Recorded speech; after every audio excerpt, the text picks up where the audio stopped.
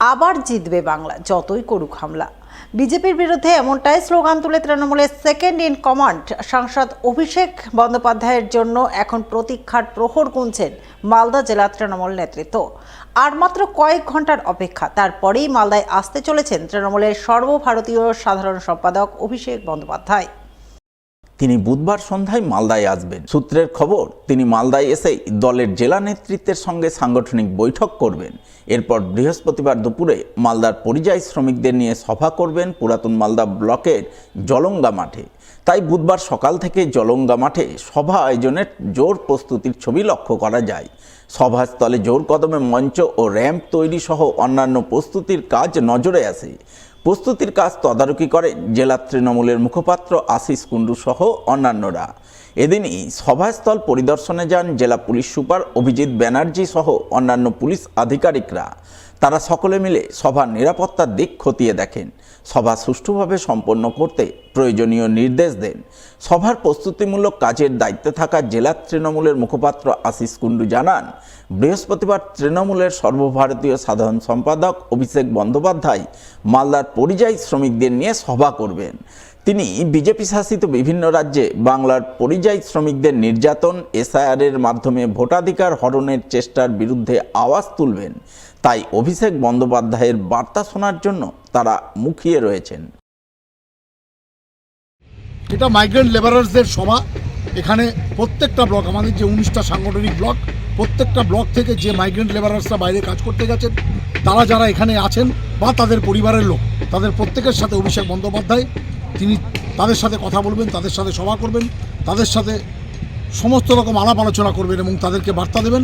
পাশাপাশি সাংগঠনিকভাবেও যে ব্লকের সমস্ত তৃণমূল কংগ্রেসের সৈনিক, অল এমএলএস, অল মন্ত্রী, আমাদের 2 পৌরসভার পৌরপ্রধান সহ সমস্ত নেতৃত্বকে সাথে করে নিয়ে এই সভা সংগঠিত হচ্ছে।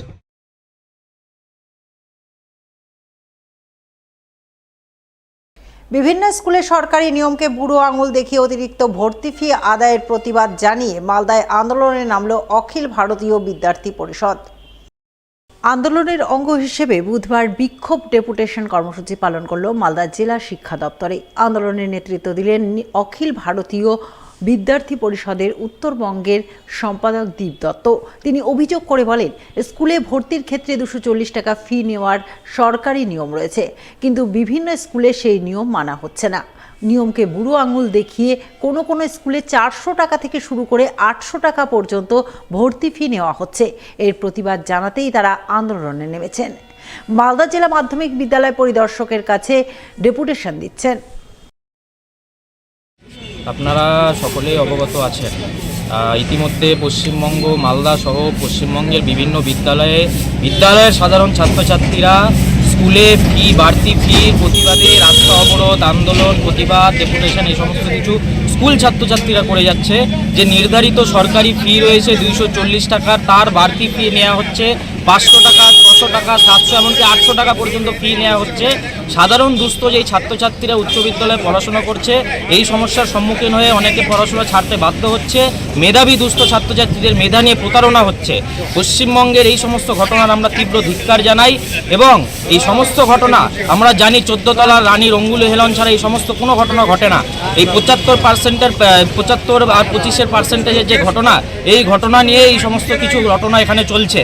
আজকে অভিষেক বন্দ্যোপাধ্যায় আমাদের মাননীয় ভাইপো রাজ্যের, তিনি এখানে আসছেন সেই পার্সেন্টেজের ভাগ বাটোয়ারার খবর নিতেই তিনি এখানে আসছেন।